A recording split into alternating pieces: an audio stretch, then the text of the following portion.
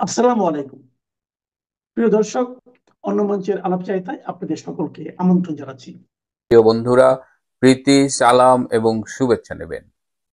কয়েকদিন ধরেই আমি বলার চেষ্টা করছি যে বাংলাদেশে আসলে হাওয়া বদলে গেছে, রাজনীতির হাওয়া। বিশেষ করে কেউ কেউ এটা হয়তো বিশ্বাস করছেন না। আজকে ক্যাঙ্গারু কোর্টে, তাইজুলের কোর্টে সাজানো রায়টা কি হবে, সেই অনেকক্ষণ ধরেই তারা পড়তেছে। আমি জানি না কি পড়তেছে, এই সাজানো রায় যেটা অলরেডি সবাই জানে। যাই হোক, এই ফাঁকে হঠাৎ করে দেখলাম একটা নতুন খবর আর কি। জুলাই যোদ্ধারা জুলাই যোদ্ধারা ঠিক করছে যে ঢাকা শহরে খেলার মাঠের অভাব, সুতরাং ধানমন্ডি 32 নম্বরের যে বঙ্গবন্ধুর বাড়িটা, সে ঐতিহাসিক বঙ্গবন্ধু ভবনটাকে তারা এর আগে 2 দফায় ভেঙেছে। 5ই আগস্ট পুড়িয়ে দিয়েছে, পরে ফেব্রুয়ারিতে আবার সেটা বুলডোজার দিয়ে গুড়িয়ে দিয়েছে। এবার তারা মাটির সাথে মিশিয়ে সেখানে খেলার মাঠ বানাবে, এবং সেই জন্য তারা 2টো বুলডোজার ভাড়াও করেছে। বলছে এটা নাকি তাদের নিজেদের টাকায় ভাড়া করা, তাদের নাকি সরকার বুলডোজার প্রকল্পে কোনো টাকা দেয় নাই।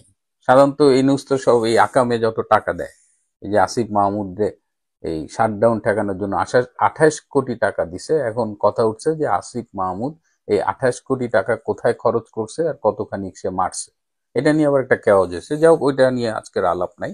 এখন এই বুলডোজার ভাড়া করে তারা খুব আওয়াজ দিচ্ছে তারা যাবে, রায় ঘোষণার সময়ই যাবে।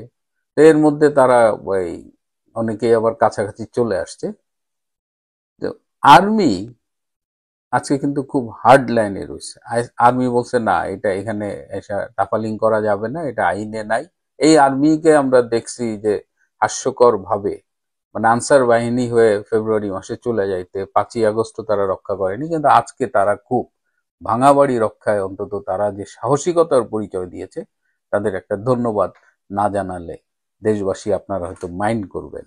আপনারা আমাদেরই তো আর্মি। যাই হোক, একটা শহরের প্রাক্তন মেয়র তিনি ফেসবুকে একটা স্ট্যাটাস দিয়েছেন। তিনি একটা অনুরোধ করেছিলেন যে 32-এর আশেপাশ থেকে সাধারণ মানুষজন যেন সরে যায়, তারা প্রস্তুত, যে কোনো অ্যাকশনে তারা যাবে। এবং এর মধ্যে যে ঘটনাটা ঘটেছে, এই বুলডোজার যেটা তারা ভাড়া করছে এই জুলাই যোদ্ধারা, সেই বুলডোজার আর্মি প্রথমে বুলডোজারের চাবি নিয়ে নিছে।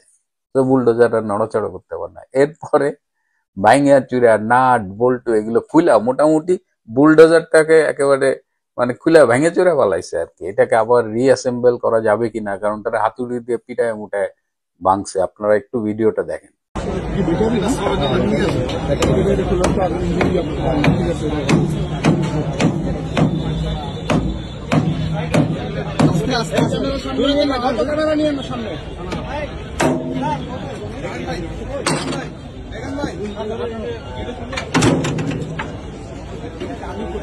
এই বুলডোজার দুইটা আপনাদের কি চেনা চেনা লাগে? এই বুলডোজার দিয়েই কিন্তু ফেব্রুয়ারি মাসে এই ধানমন্ডি 32 গুড়িয়ে দিয়েছিল। সেই একই মালিকের এই বুলডোজার দিয়ে আকামটা করতেছে। এখন যেহেতু বুলডোজার ক্ষতিগ্রস্ত হয়েছে এবং মালিক বলতেছে বুলডোজারে ভাড়ার টাকা নাকি তারা দেয় নাই।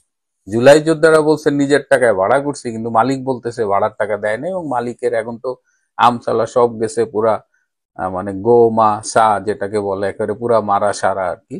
এখন তার বুলডোজারই অকেজো হয়ে গেছে। এখন সে কান্নাকাটি করতেছে যে এই বুলডোজারের টাকা কে দেবে। এখন কাউরে খুঁজে পাওয়া যায় না। কিন্তু ওই যে স্ট্যাটাসটার কথা বললাম, যে একজন প্রাক্তন মেয়র পাশের একটা শহরের, তিনি একটা স্ট্যাটাস দিয়েছে। এবং এই যখন আর্মি যখন এই বুলডোজার ভাঙচুর করতেছিল, বুলডোজার ভাঙবে কি, বুলডোজার নিজেই ভাঙচুরের শিকার হয়ে গেছে, ঠিক তখনই বিকট শব্দে একটা ককটেল বিস্ফোরিত হয়। এবং সেই ককটেল বিস্ফোরিত হওয়ার সাথে সাথে সাথে এই যে সাহসী জুলাই যোদ্ধারা, এখানে এই জুলাই যোদ্ধাদের একটা বড়ই অংশ ছিল আবার লুঙ্গি পরা। বুঝেন এই লুঙ্গি পরে কারা আসছে? এরা সাধারণত মোহাম্মদপুরের বেহারিপট্টির থেকে আসে, বা এরকম ভাড়া টোকাই, অধিকাংশ হলো ভাড়া করার টোকাই। ভাড়াও রাস্তাঘাট থেকে টোকাই নিয়ে আসছে। এই টোকাই জুলাই যোদ্ধা যারা ছিল, লুঙ্গি তুলার দৌড়, মুহূর্তে জায়গাটা ফাঁকা হয়ে গেছে। আপনারা আমার ভিডিওটি যখন শুনছেন তখন হয়তো আপনারা দেখবেন যে আন্তর্জাতিক অপরাধ ট্রাইব্যুনাল নামের এই ক্যাঙ্গারু কোর্টটি তাদের ভার্ডিক্ট দিয়ে দিয়েছে। এখন বিষয়টা হচ্ছে কোথায় দেখেন, আমি আপনাদেরকে আজকে দেখাতে চাই এই আদালতটি কেন আনকনস্টিটিউশনাল, ইল্লিগাল এবং কর্তৃত্ব বহির্ভূত। এই জাজরাও কেইফাবল না। কেন? প্রথম আসেন যে এই আন্তর্জাতিক অপরাধ ট্রাইব্যুনাল নামে যে বিচারটি হচ্ছে, এই আদালতে 2024 সালে সরকার পতনের আন্দোলনে যে প্রাণহানি বা সম্পদহানি ঘটেছে এটার জন্য বিচার করা যায় কি না। প্রথম কথা হচ্ছে যায় না। কেন যায় না? আপনারা আসেন যে 1971 সালে 26শে মার্চ থেকে 16ই ডিসেম্বর পর্যন্ত যে অপরাধ সংগঠিত হয়েছিল, ওই সময়ে বিচার করার জন্য 72 সালের সংবিধানে উপরে ভিত্তি করে একটি আইন করা হয়েছিল, যেটার নাম ছিল দালাল আইন। পরবর্তীতে দেখা গেল যে আন্তর্জাতিকভাবে যে স্বীকৃত অপরাধ 4টি অপরাধ, একটি অ্যাগ্রেশন, অর্থাৎ একটি দেশ যদি আরেকটি দেশকে দখল করে নেয়, আরেকটি হচ্ছে ক্রাইম এগেনস্ট হিউম্যানিটি, মানবতার বিরুদ্ধে অপরাধ, অর্থাৎ কোনো একটা বিশেষ জাতি, কোনো একটা গোষ্ঠী, কোনো একটা শ্রেণীকে যদি ওয়াইপড আউট করে দেওয়ার চেষ্টা করা হয়, সেটা হচ্ছে ক্রাইম এগেনস্ট হিউম্যানিটি। 3 নম্বর হচ্ছে জেনোসাইড। জেনোসাইড মানে হচ্ছে যদি নির্বিচারে ধনী গরিব, ধর্ম বর্ণ নির্বিশেষে যখন কোনো বিশেষ মানে এলাকায় মানুষকে গণহারে হত্যা করা হয়, সরি, সেটা হিন্দু বৌদ্ধ খ্রিস্টান বলে কথা নয়, সেটা শিশু বৃদ্ধ আবাল বনিতা বলে কথা নয়, সবাইকে, এটাকে বলে জেনোসাইড। আরেকটি হচ্ছে সর্বশেষ, সেটি হচ্ছে ওয়ার ক্রাইম। ওয়ার ক্রাইমটা হচ্ছে যেমন যুদ্ধ চলাকালীন সময়ে নারীকে গনিমতের মাল বলে পাকিস্তানিদের হাতে তুলে দেওয়া, অর্থাৎ যুদ্ধের সময় নারীদেরকে ধর্ষণ করা, কারো ঘর জ্বালিয়ে দেওয়া, কারো পুকুরের মাছ তুলে নেওয়া, গোয়ালের গরুগুলো নিয়ে যাওয়া। কি কারণে? শুধুমাত্র যুদ্ধ চলছে, যুদ্ধের ভিন্ন পক্ষ হওয়ার কারণে, অথবা একটা হিন্দুকে মুসলমান করা, অথবা মুসলমানকে হিন্দুতে পরিণত করা, খ্রিস্টানকে জুইশকে খ্রিস্টানে পরিণত করা, অর্থাৎ মানুষকে ধর্মান্তরিত করা। এই সব অপরাধগুলোকে বলে ওয়ার ক্রাইম, অর্থাৎ ওয়ারের সময়ে এইসব অপরাধের বিচার করা সম্ভব হয় না। এবং সেগুলা, এই 4টি অপরাধের বিচার করার জন্য নুরেনবার্গ ট্রায়াল, টোকিও ট্রায়াল এবং ইসরায়েলে আইকম্যানের যে ট্রায়াল হয়েছিল, সেই ট্রায়ালগুলোতে ক্লিয়ারলি বলছে এই রকমের অপরাধ জাতীয়ভাবে, স্থানীয়ভাবে এবং আন্তর্জাতিকভাবে এই বিচার করা যাবে। তো সুতরাং এই বিচারগুলো করার জন্যই কিন্তু 1973 সালের আন্তর্জাতিক ক্রাইমস ট্রাইব্যুনাল অ্যাক্ট তৈরি করা হয়। অর্থাৎ এই ট্রায়ালের মূল উদ্দেশ্যই হচ্ছে, এই আইসিটির মূল উদ্দেশ্যটাই হচ্ছে 1971 সালের 26শে মার্চ থেকে 16ই ডিসেম্বর পর্যন্ত যে অপকর্ম সংগঠিত হয়েছিল সেটার বিচার করা। ধরে নিলাম আপনি ভবিষ্যতের জন্যও চান, তাহলে সেই রকম একটি যুদ্ধ হতে হবে, যুদ্ধকালীন যুদ্ধ অবস্থা থাকতে হবে, আর্মি এবং সেনাবাহিনী এবং সাধারণ মানুষ অথবা একটা বিশেষ গোষ্ঠী যুদ্ধে লিপ্ত হতে হবে। সেই যুদ্ধে, প্রলং যুদ্ধে যদি অসংখ্য মানুষের মৃত্যু হয়, আজকে পর্যন্ত জাতিসংঘে যে 1400 মানুষের মৃত্যুর কথা বলেছে, আপনারা সরকারে আছেন, আপনারা মাত্র 700 মানুষের কথা বলেছেন, যাদের মধ্যে অর্ধেকের বেশি সন্ত্রাস, সাদাবাজ, দুর্নীতিবাজ। আমাদের নাঙ্গলকোটেও একজনকে জুলাই যোদ্ধা বলা হয়েছে, সে কিন্তু ডাকাতি করতে যেয়ে মারা গেছে, অথচ আওয়ামী লীগের সাথে বা যাদের ঘর ডাকাতি করছে তাদের কোনো সম্পর্ক নেই। তো সেই জন্য বলছি, এই রকম কোনো আজ পর্যন্ত আপনি হত্যা কতজন হয়েছে, কে হত্যা করছে সেটাও নির্ধারণ করতে পারেন নাই। তাই বাংলাদেশে 1971 সালের পর এখন পর্যন্ত সেরকম সিচুয়েশনে তৈরি হয়নি, যার জন্য এই ওয়ার মানে ইন্টারন্যাশনাল ক্রাইমস ট্রাইব্যুনালের যে প্রিফেস মুখবন্ধ, সেখানে যদি দেখেন বলা আছে 1971 সালের 16ই ডিসেম্বর পর্যন্ত যুদ্ধকালীন সময়ে যে হত্যাযজ্ঞ সংগঠিত হয়েছে, নারকীয় অপরাধ সংগঠিত হয়েছে, তার বিচার করার জন্য এই আইনটি। এখন আজকের দিনে আপনি যদি আরও পৃথিবীর 10টি বিচার দেখেন, যেমন মনে করেন সিয়েরা লিওনে বিচার হয়েছে যুদ্ধ অপরাধের, টোকিও ট্রায়াল হয়েছে, রুয়ান্ডা ট্রায়াল হয়েছে, তারপরে আপনি দেখবেন যে কসোভোতে ট্রায়াল হয়েছে, তারপরে তানজানিয়াতে ট্রায়াল হয়েছে, বাংলাদেশের পাশাপাশি আরেকটা দেশ আছে ক্যাম্বোডিয়া, সেখানে ট্রায়াল হয়েছে। আপনারা যদি সেই ট্রায়ালগুলো দেখেন, সবগুলো ট্রায়ালে কিন্তু আন্তর্জাতিক মানের, এইসব ট্রায়ালে যুদ্ধবর্তী সময়ের অপরাধের বিচার করার জন্যই শুধু এই ট্রায়ালগুলো হয়েছে। বাংলাদেশে যেটা করা হচ্ছে সেটা হচ্ছে ইম্পোজিশন, মানে জোর করে যেটা যে অপরাধের না, সেই অপরাধের বিচার করার চেষ্টা করা হচ্ছে। এবং বাংলাদেশে যে ওয়ার ক্রাইম মানে যুদ্ধ অপরাধীদের বিচার হয়েছে, তারা সবাই কিন্তু 1971 সালের 26শে মার্চ থেকে 16ই ডিসেম্বর পর্যন্ত সময়ের জন্যই কিন্তু তাদের বিচার হয়েছে। এই গেল প্রথম পয়েন্ট। দ্বিতীয় পয়েন্টে আমি যেখানে বলতে চাই যে এই যে মনে করেন বিচার আদালত, এই বিচারে এখানে যে বিচারটি হবে, আমাদের বাংলাদেশে একটি সংবিধান রয়েছে, ৭৩-এর একটিও সংবিধানের অধীনেই কিন্তু করা হয়েছে। এখন সংবিধানের মধ্যে অথবা পার্লামেন্টে কোনো একটি আইন পাশ করলে দুইটির মধ্যে যদি কোনো কনফ্লিক্ট হয়, অর্থাৎ দুইটার মধ্যে যদি কোনো ধরনের দ্বন্দ্ব তৈরি হয়, তাহলে সংবিধানটা প্রাধান্য পাবে। আপনারা জানেন বাংলাদেশের যে বর্তমান সংবিধান, এই সংবিধানে বলা আছে ৬৭ বছর হওয়ার পরে সুপ্রিম কোর্টের অ্যাপিলেট ডিভিশন অথবা এই হাইকোর্ট ডিভিশনের কোনো জাজ তিনি আর কাজে থাকতে পারবেন না, তাকে অবসরে যাইতে হবে। তার মানে কি ৬৭ বছর হচ্ছে সর্বোচ্চ বয়স সীমা। তা এখন আপনি দেখেন যে জাস্টিস নজরুল ইসলাম, এই জাস্টিস নজরুল ইসলাম যে দুইটি আদালত চলছে আপনারা জানেন, ICT 1 এবং ICT 2। ICT 2 এর এই নজরুল ইসলামের উনি 2000 মানে আরও অনেক আগে তিনি জাস্টিস হিসেবে ৬৭ বছর হওয়ার কারণে অবসরে গেছেন। অবসরে যাওয়ার পর আজকে তার বয়স ৭৩ বছর। ৭৩ বছরের একজন মানুষ, যেখানে সংবিধানে ক্লিয়ারলি বলা আছে ৬৭ বছর হওয়ার পরে আপনি আর বিচার হওয়ার যোগ্য না, তাহলে তিনি কিভাবে বিচার হলেন? নাল অ্যান্ড ভয়েড, অবৈধ। আপনি কোনো বিধি দিয়ে, কোনো আইন দিয়ে, কোনো ঘোষণা দিয়ে, প্রেসিডেন্টের অর্ডিন্যান্স দিয়ে supreme law of the land যেটাকে বলে আমাদের কনস্টিটিউশন, সেটাকে বাদ করতে পারবেন না। 96 অর্থাৎ আমাদের সংবিধানের ৯৬-এর ১ আর্টিকেল ৯৬ প্যারাগ্রাফ 1-এ ক্লিয়ারলি বলা আছে যে আপনি ৬৭ বছরের উপরে থাকতে পারবেন না। সুতরাং এই জাজের নিয়োগ অবৈধ। দ্বিতীয়তে আসেন গোলাম মর্তুজা, যিনি ১ নম্বর এই ICT 1-এর চেয়ারম্যান। তিনি ২০১৮ সালে তিনি এই ডিস্ট্রিক্ট জাজ, এডিশনাল ডিস্ট্রিক্ট জাজ অথবা ডিস্ট্রিক্ট জাজ থেকে তিনি অবসরে গিয়েছেন ৫৭ বছর বয়সে। ৬ বছর চাকরি করেছেন সিলেট ইন্টারন্যাশনাল ইউনিভার্সিটিতে ডিন হিসেবে। অর্থাৎ তিনি কিন্তু আর বিচার করাতেও নেই আর আইন প্রফেশনেও নেই, তাহলে তিনি কিন্তু আউট অফ দ্য স্কোপ, তার কোনো আর এখানে আসার সুযোগ নেই। আর যদি তাকে জোর করেও আনেন, সেখানে আরেকটি ক্রাইটেরিয়া আপনাকে দেখতে হবে। বাংলাদেশে ৫৪ বছরে যেই সব মানে ডিস্ট্রিক্ট জাজকে যখন আপনি হাইকোর্ট ডিভিশনে এনে যখন আপনি নিয়োগ দিবেন, তখন অ্যাডহক ভিত্তিতে নিয়োগ দেওয়া হয়, অর্থাৎ 2 বছরের জন্য। 2 বছর পরে তার কার্যক্রম কর্মক্ষমতা দেখে তাকে স্থায়ী করা হয়।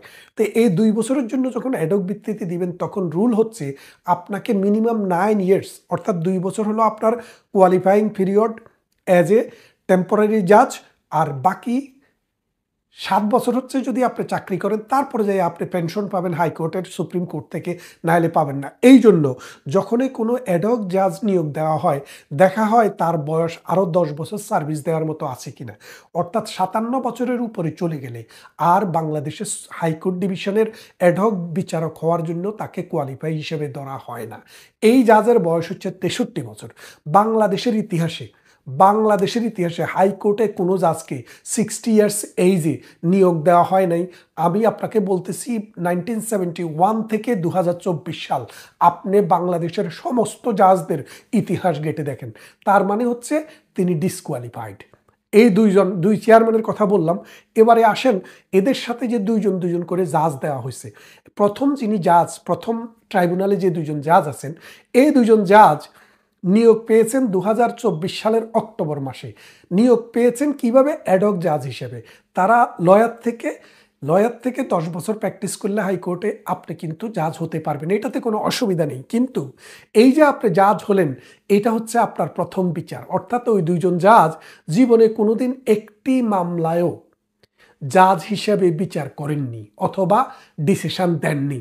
তারা জীবনে এটাই তার প্রথম বিচার। তাহলে আপনি খেয়াল করেন, আপনি একটা দেশের প্রধানমন্ত্রীকে বিচার করছেন, একটা দেশের স্বরাষ্ট্রমন্ত্রীকে বিচার করছেন এবং আন্তর্জাতিক অপরাধ বিচার করছেন। সেই ক্ষেত্রে আপনার জ্ঞান, গরিমা, দক্ষতা, নলেজ এবং অভিজ্ঞতা, সবচেয়ে বড় হলো অভিজ্ঞতা।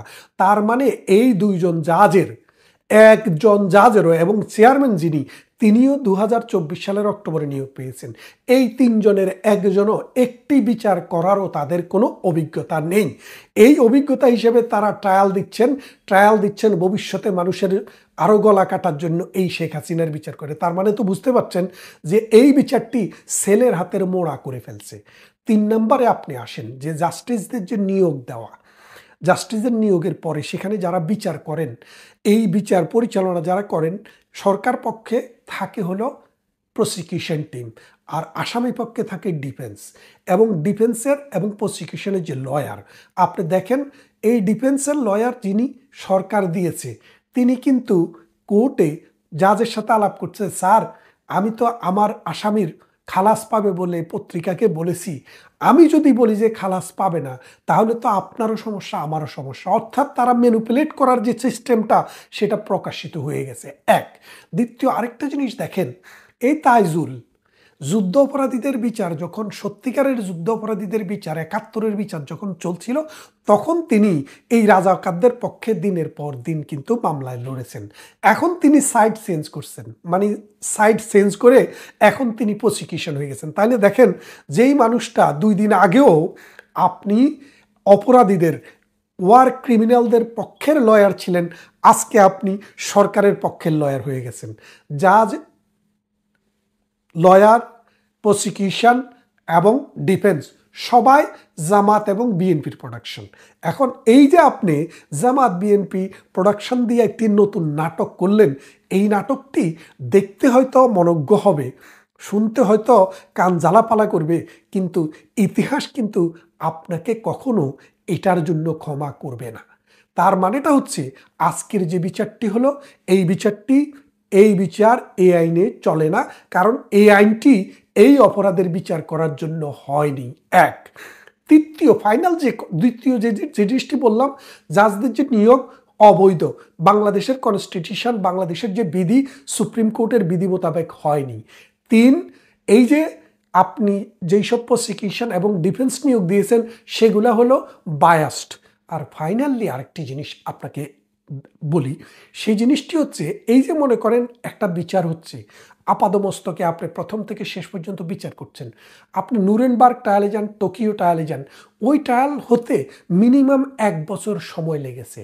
এই ট্রায়ালটি হতে মাত্র জুলাই মাসে শুরু হয়েছে, আগস্ট, মানে বিচারের অ্যাকচুয়াল বিচারটি শুরু হয়েছে আগস্ট মাসে, আগস্টের 1 তারিখ থেকে অক্টোবর মাসে বিচারটি শেষ হয়ে গেছে। তার মানে আগস্ট, সেপ্টেম্বর, অক্টোবর, নভেম্বরে 4 মাসেরও কম সময়ের ভিতরে জাজমেন্ট হচ্ছে। আল্লাহর দুনিয়াতে 193টি রাষ্ট্র আছে, 50টির উপরে অপরাধের এইরকম আন্তর্জাতিক ট্রায়ালে বিচার হয়েছে। কোনো বিচার মিনিমাম শুরু থেকে শেষ, অর্থাৎ জাজমেন্ট দেওয়া পর্যন্ত সবচাইতে কম সময় লেগেছে ওই নুরেনবার্গ ট্রায়াল, যেটি অক্টোবর থেকে 1 বছরের 1946 সালের 45 সালের অক্টোবর থেকে 1946 সালের নভেম্বর পর্যন্ত 1 বছর সময় লেগেছে। টোকিও ট্রায়াল 2 বছর সময় লেগেছে, কিন্তু আমাদের এটা মাত্র 4 মাস সময় লেগেছে। এবং আরও ইম্পর্টেন্ট কথা হচ্ছে, বিধিতে বলা আছে 3 জন জাস্টিস থাকবেন, 1 জন চেয়ারম্যান, 2 জন সহকারী বিচারক। এই 3 জনের মধ্যে মিনিমাম 2 জন যদি না থাকে তাহলে শোনানো যাবে না, বিচার শোনা হবে না। কিন্তু গত 1 মাস থেকে এই গোলাম মর্তুজা সাহেব ছুটিতে আছেন, অর্থাৎ তিনি জাজমেন্ট লিখতেছেন, আর সকালে একজন জাজ শুনেন, বিকালে আরেকজন শোনেন, অর্থাৎ তারা যে আইন করছে সেটাও মানা হয়নি। তার মানেটা হচ্ছে কি, শোনার আগেই জাজমেন্ট লেখা হয়ে যাচ্ছে। ফাইনালি এই বিচারটি করার জন্য ইন্টারন্যাশনাল ক্রাইমস ট্রাইব্যুনাল অ্যাক্টটিকে 4টি এই প্রেসিডেন্টের অর্ডিন্যান্স দিয়ে সংশোধন করা হয়েছে।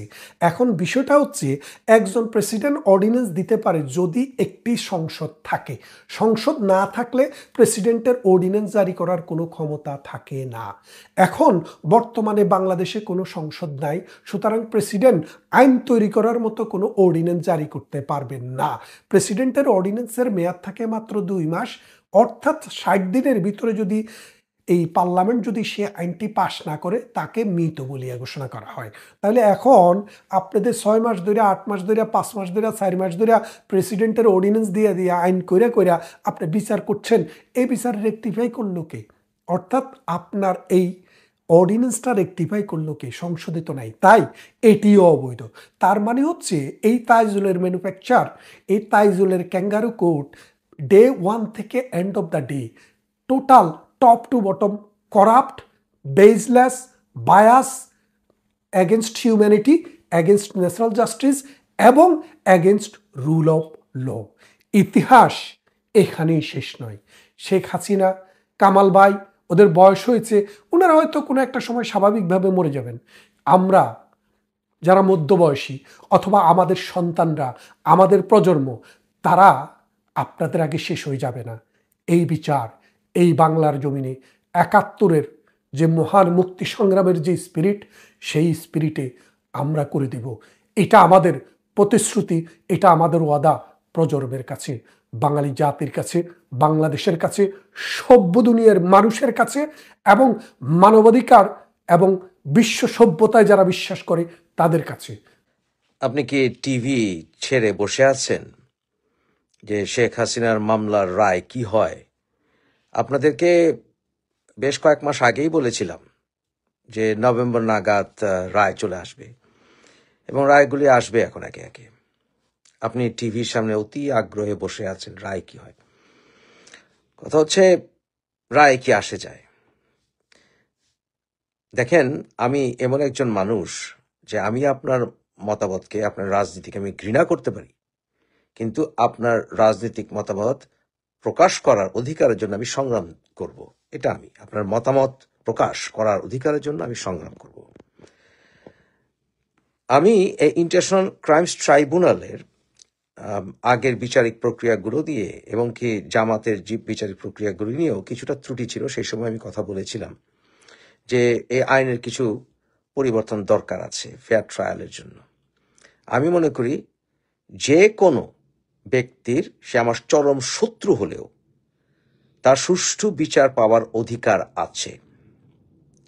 এর আগে ইন্টারন্যাশনাল ক্রাইমস ট্রাইব্যুনালের একজন এর ব্যাপারে আমি বলেছিলাম তার বিচারিক প্রক্রিয়াটা সুষ্ঠু হওয়া দরকার ছিল, যদিও ব্যক্তিগত পর্যায়ে আমি জামাতের সকল নেতা কর্মীদেরকে, যারা কিনা 1971 সালে গণহত্যার সাথে জড়িত ছিল, তাদেরকে আমি দানব মনে করি। সে একজন হচ্ছে কাদের মোল্লা।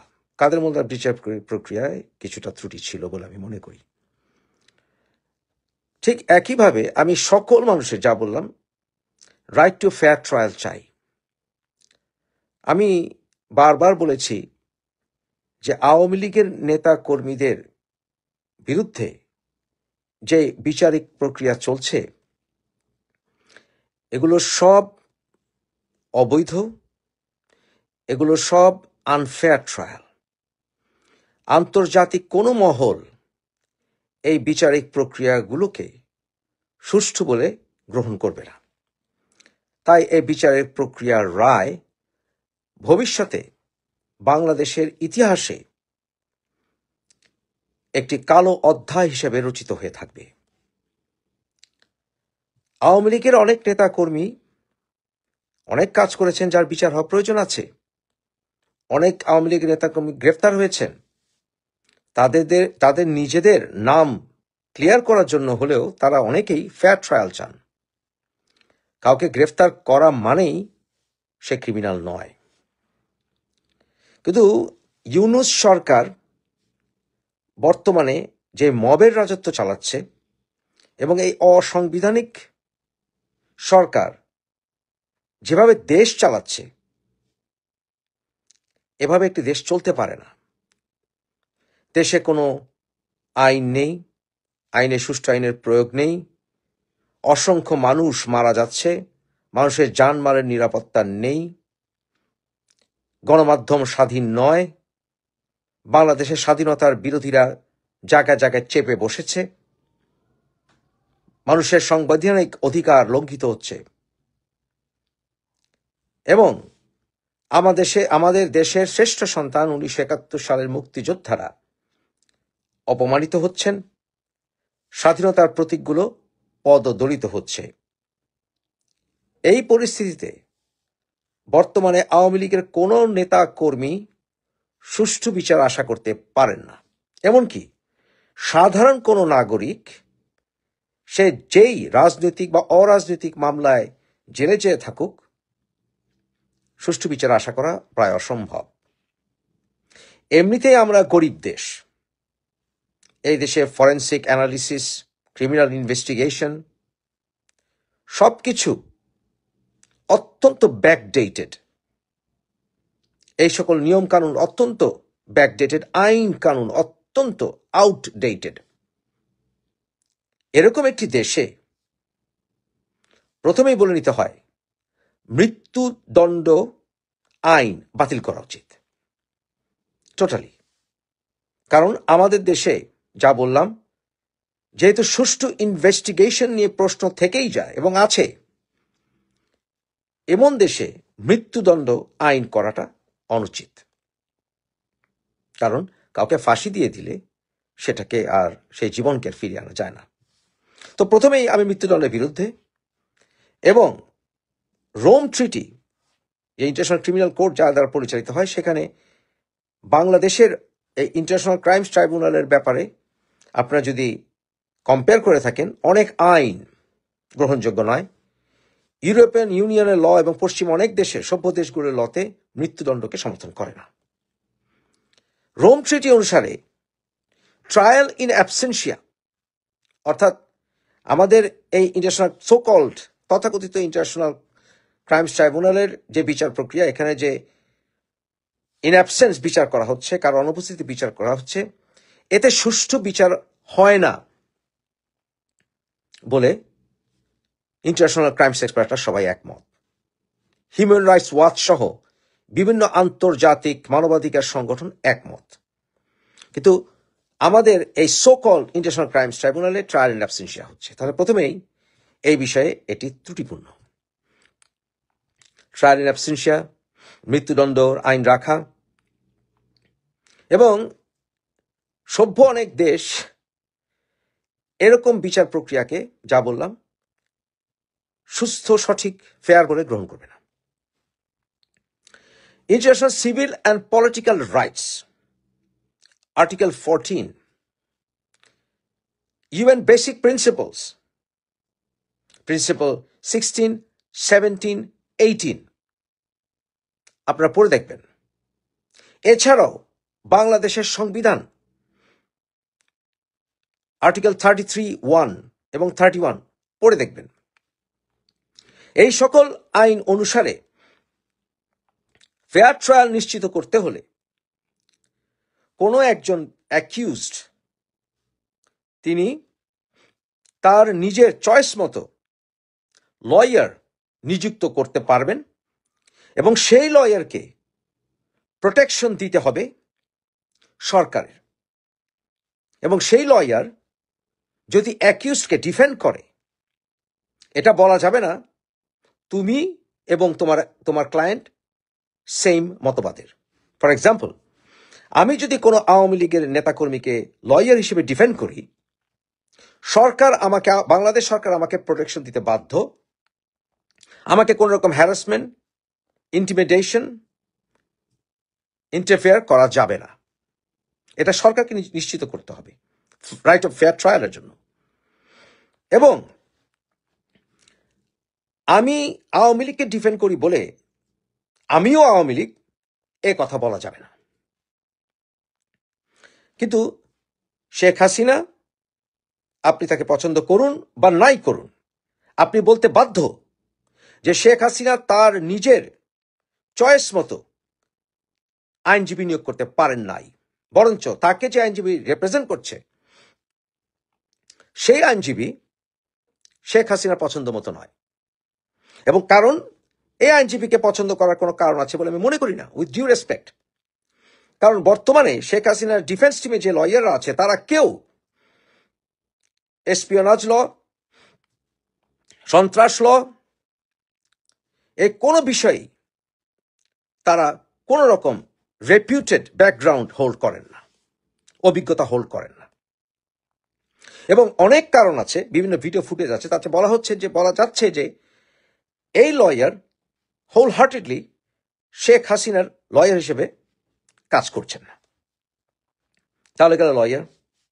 এখন আসুন শেখ হাসিনার বিরুদ্ধে যে চিফ প্রসিকিউটর তাজুল, সে শুধু সেই জামাতি নেতাদেরকে ডিফেন্ড করেনি, সে বিভিন্ন ইন্টারভিউতে তার মতামত প্রকাশ পেয়েছে যে সে স্বাধীনতা বিরোধীদেরকে হিরো মনে করে, এবং সে রাজশাহী ইউনিভার্সিটিতে পড়ার সময় শিবিরের সাথে যুক্ত ছিল বলে বিভিন্ন মহলে কথিত আছে।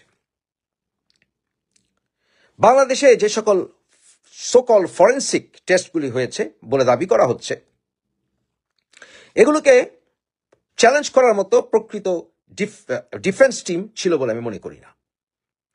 শেখ হাসিনা তার নিজেকে ডিফেন্ড করার জন্য উপস্থিত ছিলেন না, উপস্থিত থাকা সম্ভব ছিল না, কারণ আমরা দেখেছি আওয়ামী লীগকে ডিফেন্ড করার জন্য যে সকল লয়াররাই আদালতে গিয়েছেন, সিনিয়র লয়াররা বা এমনকি অ্যাকিউজরা যারা গিয়েছেন, তাদেরকে মবের শিকার হতে হয়েছে, অনেকে হাসপাতালে গেছেন পর্যন্ত মার খেয়ে, লয়াররা হ্যারাস্ট হয়েছেন।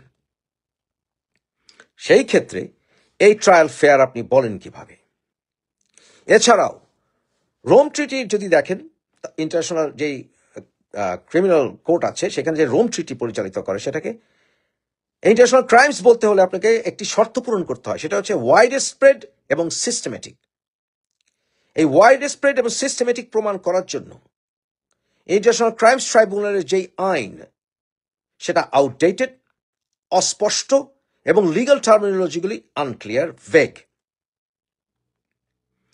এ সকল কিছুর বিবেচনায় বর্তমানে এই কন্টিনিউড যে ইন্টারন্যাশনাল সকল ট্রাইব্যুনাল, এটা কোনোভাবেই ফেয়ার ট্রায়াল ডেলিভারি করতে পারবে না, পারে নাই, তাই এটার রায় গ্রহণযোগ্য নয়।